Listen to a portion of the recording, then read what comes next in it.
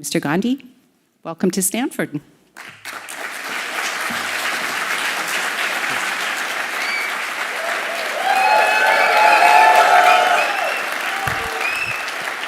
you like the podium?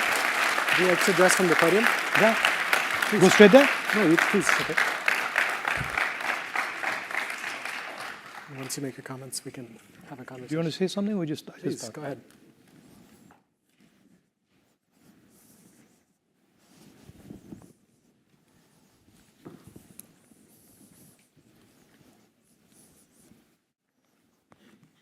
Thank you very much for giving me the opportunity to come and speak to you. I've heard a lot about your institution. I spent some time in one of your competitors. It's an honor for me to be here. I've been asked to speak about global transition and how the world is changing. And also how one should act through that change, how one should think about acting through the turbulence that is obviously going to come.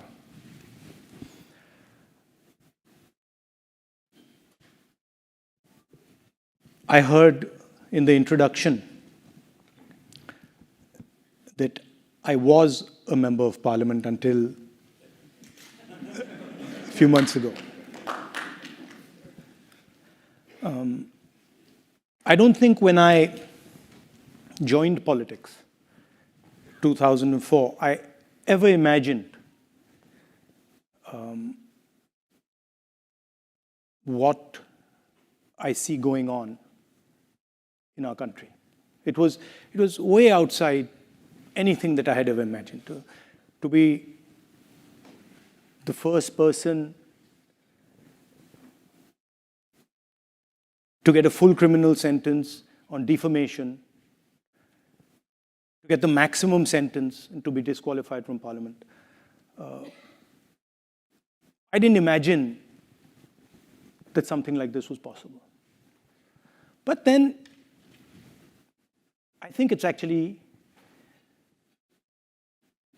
given me a huge opportunity, probably much bigger than the opportunity I would have sitting in parliament. That's just the way politics works. I think the drama started really about 6 months ago. We were struggling.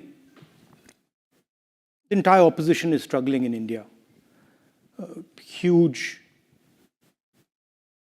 financial dominance, institutional capture. We were struggling to fight the democratic fight in our country. And we decided none of the systems were working. Democracy isn't just about an opposition party. It's about a set of institutions that support the opposition party. And those institutions were either captured, certainly weren't playing the role that they're supposed to play. And so we decided to do something quite strange. We just decided to walk across the country. And we never imagined for a second what would happen when we walked across the country. What would happen not just politically, not in terms of the type of response we got, but what would happen to us when we walked across our country. All of us. Started with about 125 people, and it fundamentally transformed the way we think about our country, about our people, about politics, about what is important. A lot of people ask me, what's the lesson you've learned from this? And for a long time, I couldn't quite say what it was. I couldn't answer. I'd say, I've picked up so much information overload, I can't really tell you what this has done. It was the most beautiful experience of my life, by far. It was very painful. I had a knee problem. It's one of those things you get up and you say, okay, we're going to walk 4,000 kilometers. So, at some level, it's a crazy thing to even conceptualize. And I thought I'm reasonably fit. I thought shouldn't be too difficult. I calculated in my mind. I said, well, what's it going to be? It's going to be 25 kilometers a day. No big deal. And then I had a knee problem. And then the whole thing, the way life works, everything just transformed itself.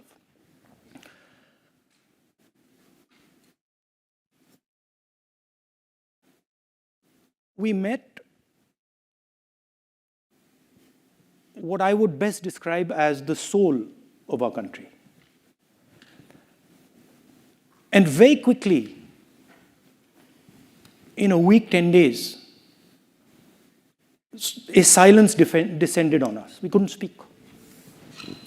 We went from trying to explain things to people.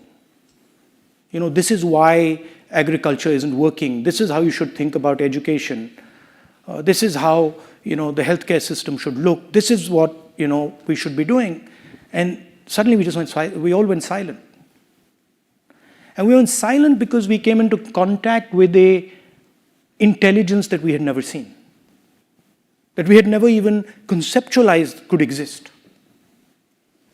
Farmers who many people would say, don't have an education, and then who are explaining things to us in a way that we just are in stunned silence. Right? And we saw this with farmers, with laborers, with small businessmen, everybody. And so this silence descended on us. And we just sort of stopped talking and started listening. And we heard tales of immense suffering. I mean, I can think immediately, I thought about one which sort of, to me, embodied the spirit of my country, our country. I was walking, and a young man came and started walking with me.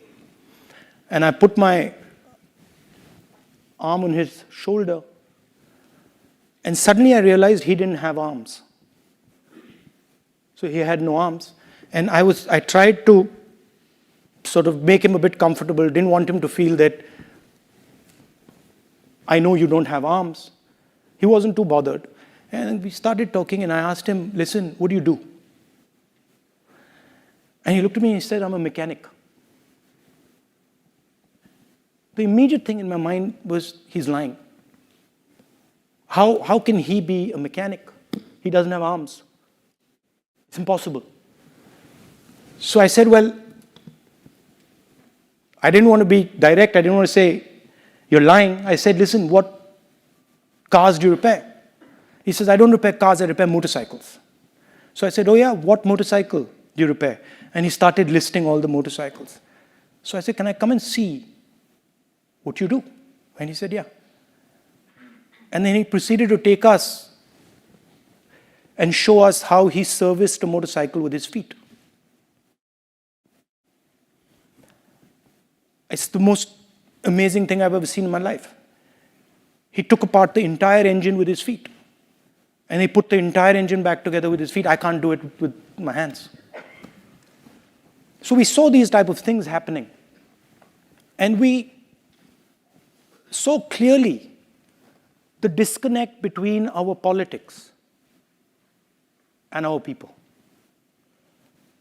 And that disconnect is visible in the United States, it's visible in the rest of the world. There's a huge divide between the people and the politics. Politics is talking about something else, people are talking about something else.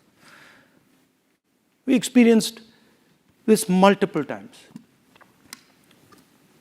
And as I was walking through this, I kept thinking, something puzzled me.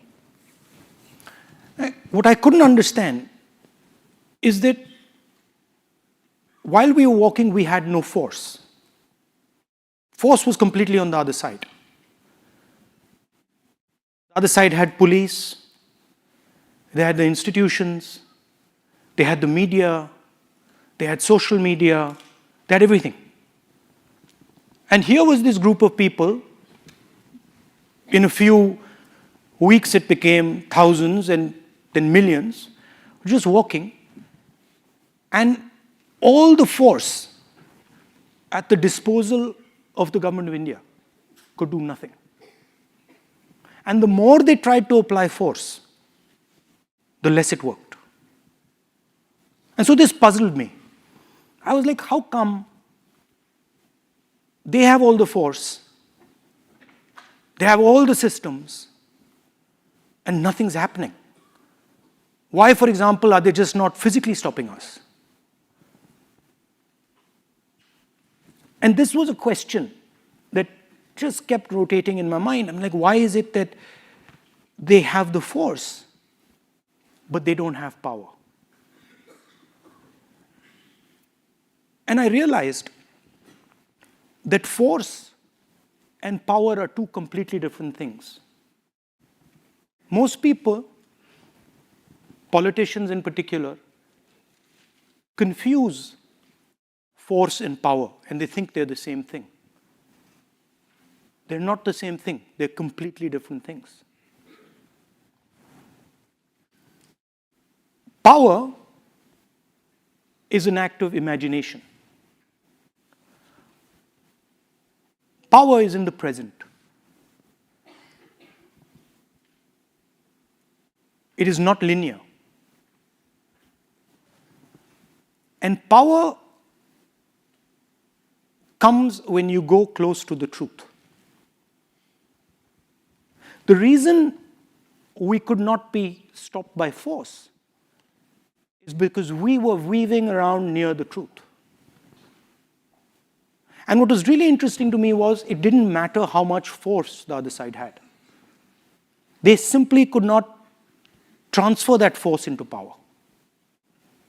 And they kept saying to us, people would ask us, so when are you going to stop? We're like, we're not going to stop, we're going all the way to Kashmir. No, you're not going to be able to go to Kashmir. They told me in Kashmir that, look, if you walk the last 4 days, you're going to get killed. They're going to throw hand grenades on you. I was like, fine, no problem, let them do it. Right? I want to see the person who throws a hand grenade on me. And the security guys, the people from the establishment there, I could see in their face that they just couldn't understand what I was saying. Right? So, this distinction in your life, in your work, is very important. It doesn't matter how much force the other person has. You can still have power. And it is determined by how close you are and how precise you are with regards to the truth. Now, you can see these moments. Mine was a very small one. You can see these moments of power versus truth in history. Big ones. Example, my leader, Mahatma Gandhi, fought the entire British Empire. He had no force. They had all the force, all the structures, the army, everything. Didn't matter. Right? The Declaration of Independence here in the United States, again, a moment of power, a moment of truth. Doesn't matter how much force the other person has. So why am I telling you this? Why am I making this distinction between power and force? And what does it have to do with the transition that we're facing? Well, the transition we are facing,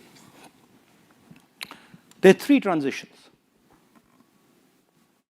There is a revolution in mobility.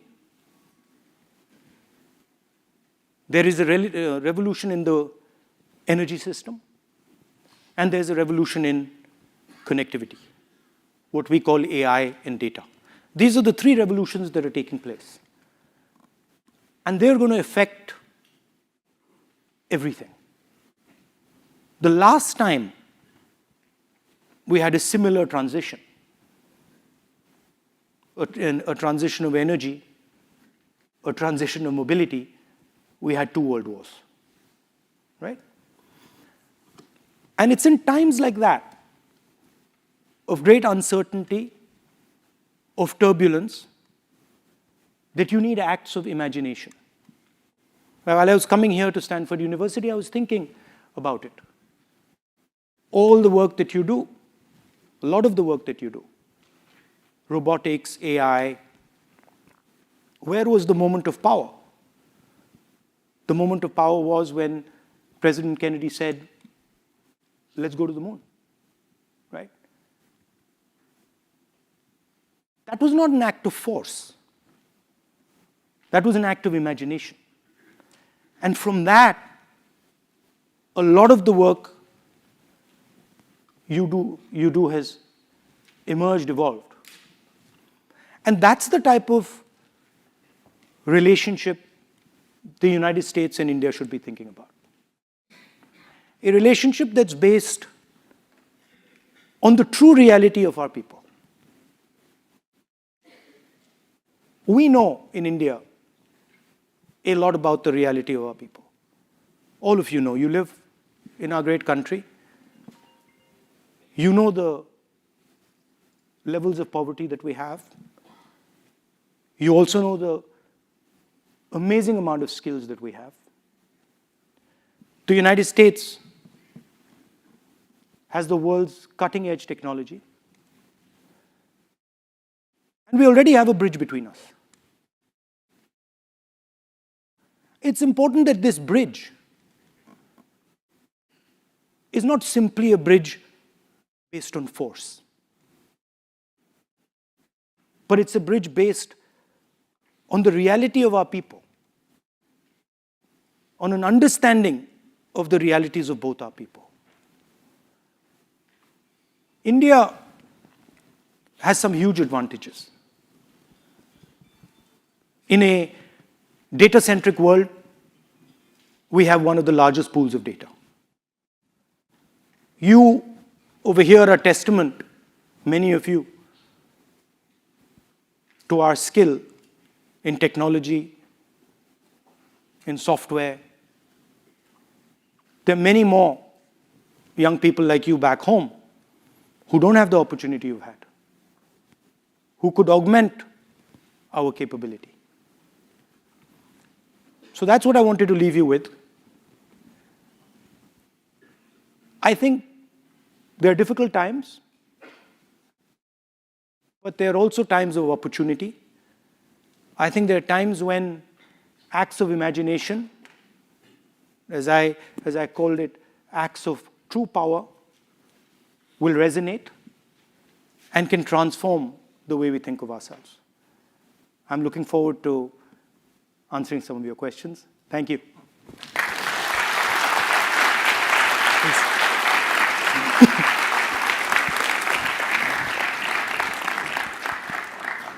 Thank you very much. Thank you for coming to Stanford. Thank you for being such an ardent and passionate supporter of the US-India relationship. It's great to have you here. Wanted to start by asking you something, since you spoke about the yatra, about this disconnect between politics and people. I imagine you're not planning on walking every year or every few months across India to gather information. No, it's not a bad thing. Perhaps. I mean, every year is difficult. Probably not possible. But I think a little bit of movement's not a bad thing. Fair enough. That's a good point. But somehow, in a democracy, we expect this to be institutionalized in some way, right? Same as in the US. As you said, we have a disconnect, it sometimes feels like, between what our people want and what our politicians say or what our politics are all about. I think the disconnect has a lot to do with concentration of wealth and sort of the inequality in society, and also the political system not being able to catch up with the social media and the technology. So there's a little bit of lag between the political system and the technological progress. And I think democracies are struggling with that. Yeah. Even though this is a point in time where technology is supposed to be connecting us like never before, what you're saying is that these institutions, sometimes it lags a little bit behind. Yeah. I mean, the systems are not, the systems are not designed for this level of connectivity. And so I think a little bit of evolution in the systems is going to take some time, but it'll happen. Yeah. And what about social media generally? We're in the land of big tech right now. What role can technology play in trying to understand, perhaps bridge that divide, or do you think it's just fundamentally on these institutions, the governance structures? I mean, it creates an asymmetry in information. So, for example, in our case, the government has information that the opposition just doesn't have. Right? And that can be used politically. So that's one aspect of it. The second is it clusters people together and sort of creates silos where these silos have their own sort of belief structure, and they're separated from other people. So paradoxically it reduces the conversation. You would think that more connectivity would simply increase the conversation. It's not necessarily the case. And so then it becomes important for politicians such as yourself to beat the dirt and walk on the... Yeah, and it's surprising, it was very surprising to me how effective and powerful it is. Because when you do that, the social media system, the press system actually doesn't have a choice anymore. Because their attention gets captured. So even if they want to move the attention, a act like walking across the country just fixates the attention. I think I understood the sort of Gandhi's Salt March much better, because I suspect at that time also, with radio and with these technological changes, they were facing similar problems. And I think that idea of walking across the country forces people to say, okay, so what's going on there? And then the thing starts to work. That makes sense. Just turning to the purpose of your visit, US-India relations, what would you say is the current status of how our two countries work together? I think there's a lot of good work that has been done from the 90s. But as I was saying, I don't see the acts of imagination. I think it's more of the same. But I don't see sort of the crystallization of a vision. I don't see an alternative to, for example, the Belt and Road. Right? Belt and Road is promising prosperity. It's a vision of the world, right? It's a non-democratic vision of the world. Well, what's the counter vision? Right. So that's where I see the gap. Of course, there is military cooperation. That's fine. That's important. But it can't just be military cooperation. Right? Yeah. So when you think about how that democratic vision should be formulated, in years past, the US has gotten sort of in trouble from other countries by saying, we're going to define democracy, we're going to carry it out, we're going to lead the way. And in some ways, the US has stepped back on that. India is too big for you to define. I mean, that's not possible. Well, it's not just India, but for a world vision of what democracy is, what the counter to a Belt and Road initiative would be. Everybody has a role to play. And you propose, right? You propose, look, this is how we think about it. And then others say, well, actually, we don't agree with that. We agree with that, right? So I don't see that. I don't see that on the table. How do you compete with the production engine of the Chinese, right? What does that look like? What does a democratic production system look like, right? Because if you look at what has happened in the West and in India, we seem to have given up on manufacturing, right? That's just something that the West certainly doesn't do. Now, of course, there's a conversation here in the United States about redoing it, but how do you do that in a democratic structure? What does that look like? Those are the type of things that I think need to be discussed. Because I see it quite clearly that there are two models on the table. Right? There is a authoritarian model, and then there's a democratic model. Right? And the authoritarian model has got a handle on production. Right? So production in a democratic environment has to be conceptualized and actioned. And I think India has a central role in that. So what would that look like? I'm clearly not as familiar with India as you are, but when I work with young adults, I hear from them the same thing. I want a government job. They're not saying I want to work in a factory, right? Their aspirations are in some sense misaligned to the vision of manufacturing. So that's the mindset change that has to be brought about, right? India has large number of skill clusters. In every district, there's a skill cluster, right? But we are not connecting that cluster with finance. We're not connecting that cluster with technology. We're not nurturing the ability to manufacture. By manufacturing, I don't necessarily mean massive factories the way China does.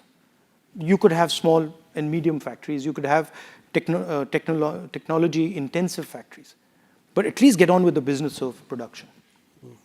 It'll probably look very different in India than it looks in China. It'll probably be much more decentralized. So those things will emerge once you start discussing a potential vision. I also think that neither the United States nor India can do it alone. I think there's a synergy between our two countries that is required for it to happen. What would that take on? What could the US offer to India or vice versa that you would like to see? I mean, India, of course, as I said, has it's what Saudi Arabia is to oil, India is to data, right?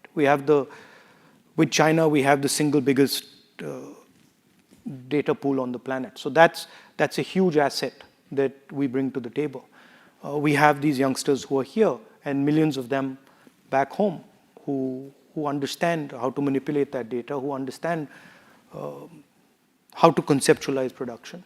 So we have that. We also have a population that is more than ready to work very hard. So that's what we have. So when I listen you have technology. You have Silicon Valley. So these two things need to be brought together, but it needs to be a vision, right? And you need to start actioning it. So when I hear people from the opposition party coming out here, they talk about the same sorts of things. India needs to make more in India. Manufacturing needs to take off. The US and India need to work together towards this vision. How would you say you differentiate yourself from the ruling power in this dimension? I have a completely different concept of India. I don't see India the way they do. They see India as a top-down, centralized system. I see India as multiple cultures, multiple religions, multiple languages. I see it as a decentralized system. I don't think one state should impose itself on another state. I don't think one language should be imposed on the people of India. So it's two completely different visions of India. Right? I actually don't believe that the BJP's vision of India can lead to production. Can you say why? I think because you need to decentralize power in India to produce. You won't be able to do it from Delhi. And that's probably... Like, for example, you take if you want to look at success, reasonable success, manufacturing in India is Tamil Nadu, right? Completely different cultural system, completely different language, completely different history. You have to leave them alone. You have to make them comfortable. You can't let them feel that their language is threatened, their culture is threatened, and then they can do it, right? But if you are under the impression that, look, my language is being threatened, my culture is being threatened, my belief structure is being threatened, where are you going to sit there and say, let me go and get to work? You're going to be on the defensive all the time. So both in the US and in India, one of the big solutions, a top-down solution perhaps you might say, is to offer subsidies to try and encourage more manufacturing. We see this in the chip wars that are taking place right now in semiconductors. We see this in other industries as well. What's your view on that? How can that be channeled in a more decentralized fashion, I'm assuming you would say? Yeah, you could do that. I think it also has a lot to do with the way you think about finance and the way you think about banking. So if your banking system, at least in India, your banking system is very centralized, and then the top 15, 20 people have full access to the banking system, whereas small and medium businesses, people who want to set up production units, they don't have access. So you have to think about these factors if you want to actually be serious about it. But I don't think India has a choice with regards to production, because we are transitioning from a rural to an urban country, right? And we've got earlier large masses of people who are connected to the land, right? And they tended to stay with the land. Now these people are in the cities, right? And the only way to give them a livelihood is to produce. So I don't think the idea that India can just, be a service-oriented country. I don't think the scale of India allows that, and I don't think the numbers allow it. So as India urbanizes, what kinds of changes would you think that the government needs to make? I've always been struck when I go to India that the mayor of, say, some big city like Mumbai or something is a relatively powerless position. Couldn't imagine. Not relatively, completely.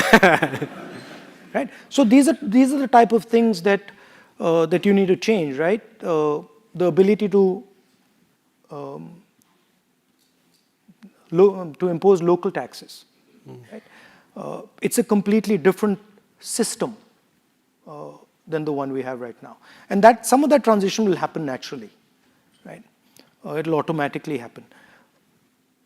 When we were in the UPA, we conceptualized providing a safety floor. So our idea was people are moving from the rural area to the urban area. This is a difficult transition. It's unsafe. And you tend to go in and out of poverty while you're making this forward and backward movement. So we started to think about ideas like Manrega, which is guaranteed employment, right to food, et cetera, so that these people would be comfortable making this transition going back and forth. And the biggest idea we had was the guaranteed income idea, which was a scheme called Nyaya in our last manifesto, and which we've sort of tweaked a little bit and run in Karnataka now. So I think some of those ideas, in addition to building a system of production, of manufacturing, would be required. And this journey is a very dangerous journey, and it's traumatic. So when you move from a village to Bombay or to Karnataka, don't underestimate the fear and the distress that movement, to and fro movement, causes. So you need to provide that protection. Oh, it's very hard. I was working with a rich person in the Bay Area, and he was offering $1,000 to any family that would move from a rural area to an urban area. Just couldn't figure it out in some respects. I mean, it's very daunting. And that's the United States. That's also true in the US. So I mean, This in is the India. United States, it's much simpler. Yeah. Right? And you have much more support and protection than you have in our country. So with respect to China, just to turn back to foreign policy, how do you see the India-China relationship evolving over the next, say, 5, 10 years? Well, it's not doing too well these days. No. That's an understatement. Yeah, it's rough right now. I mean, they've occupied some of our territory. It's rough. It's not going to be an easy relationship. Do you see some sort of difference between you and the ruling party right now in China? Because they also seem to be quite tough and I mean, the question, India cannot be pushed around. So that certainly is not going to be allowed. It's not going to happen.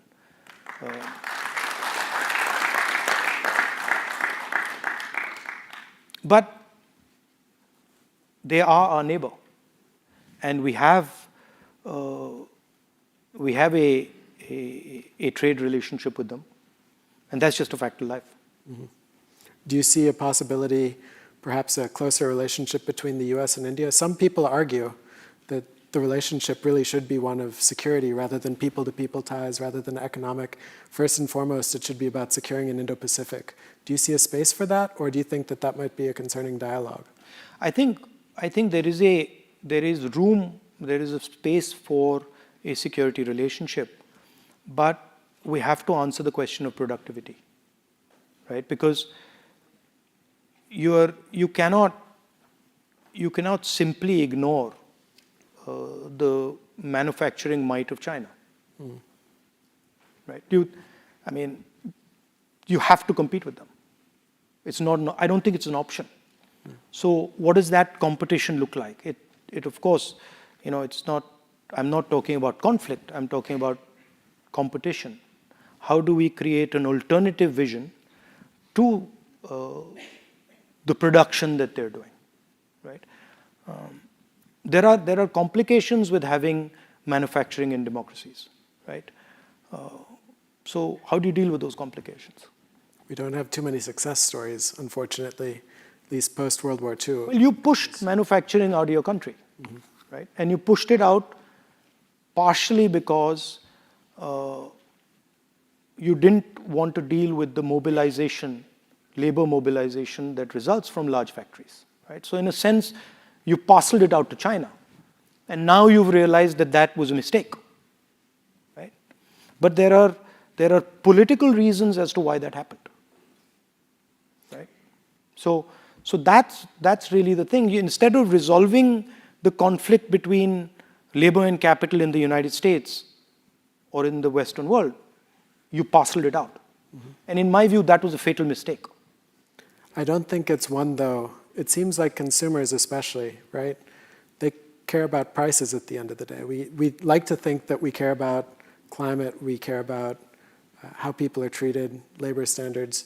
Are you saying that India should compete with China on a price front, or should India be offering something else? No, I'm saying, I think that's black and white. Do you compete on price or do you compete on something else?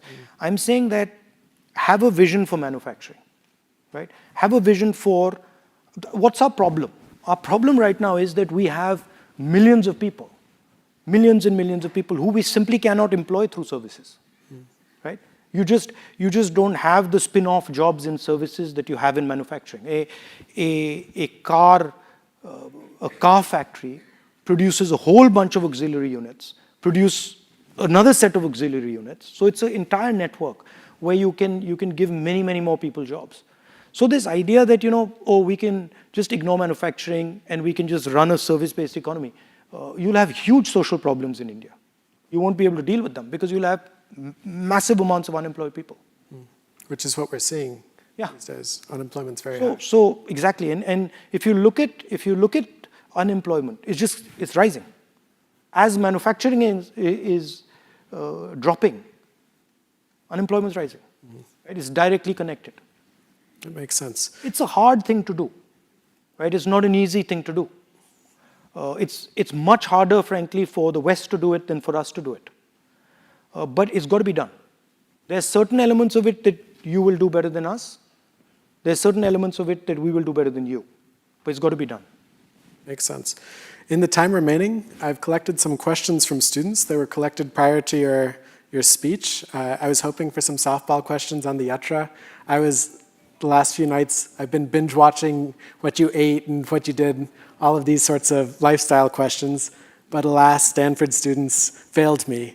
They've got some tough questions for you. I'm fine with tough questions. Great. So the first one is from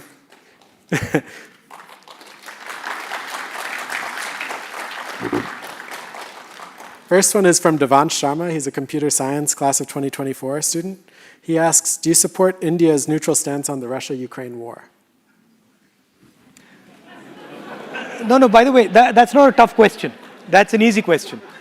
Look, we have a relationship with Russia.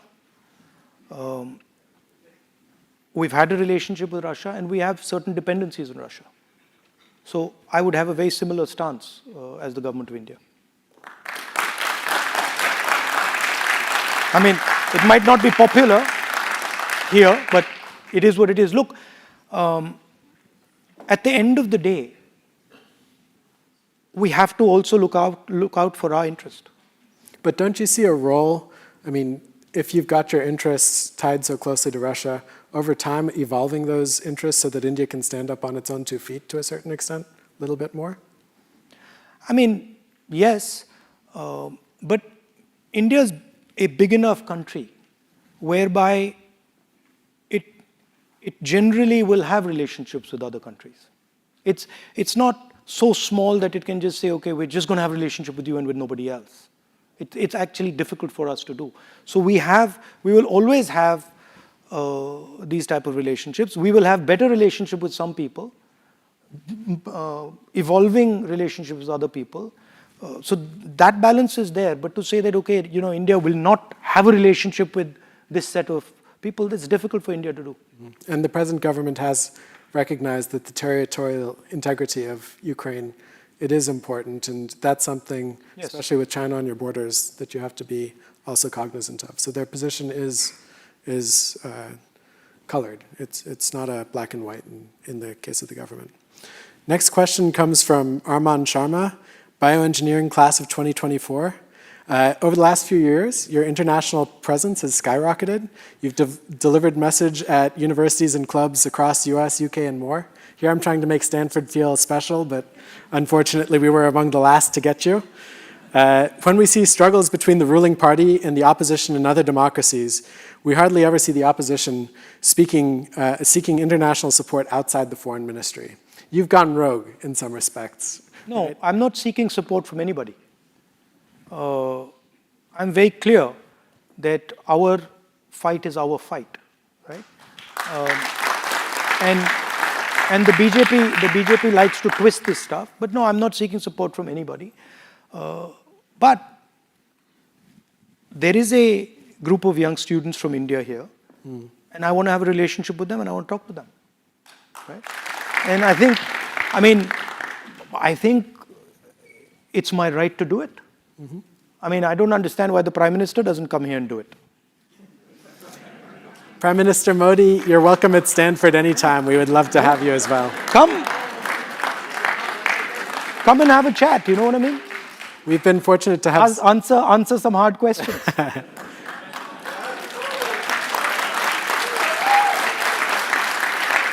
Look, it's important, I'll tell you something.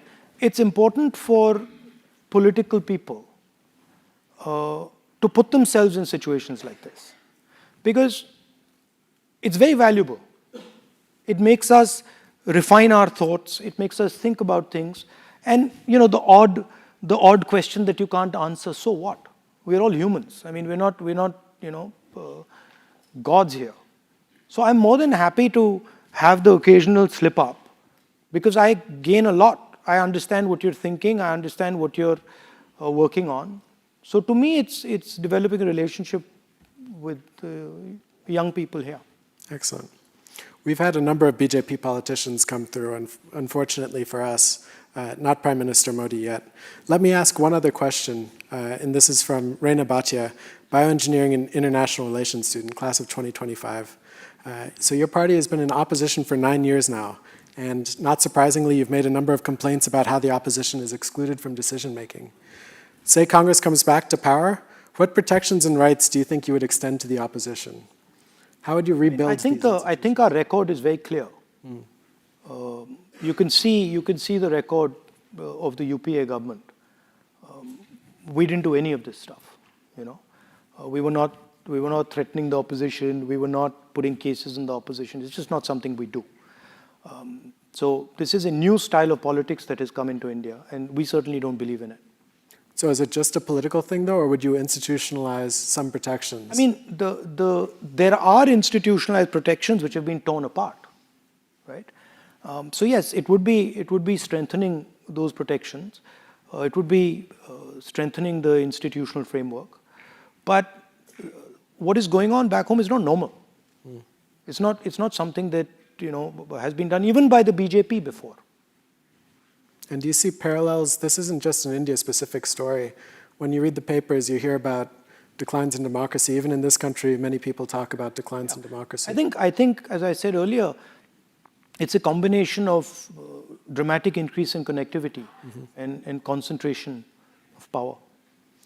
Well, thank you very much. This has been very illuminating. Please come back to Stanford many times. We really appreciate it. Thanks. Good job. Thank you.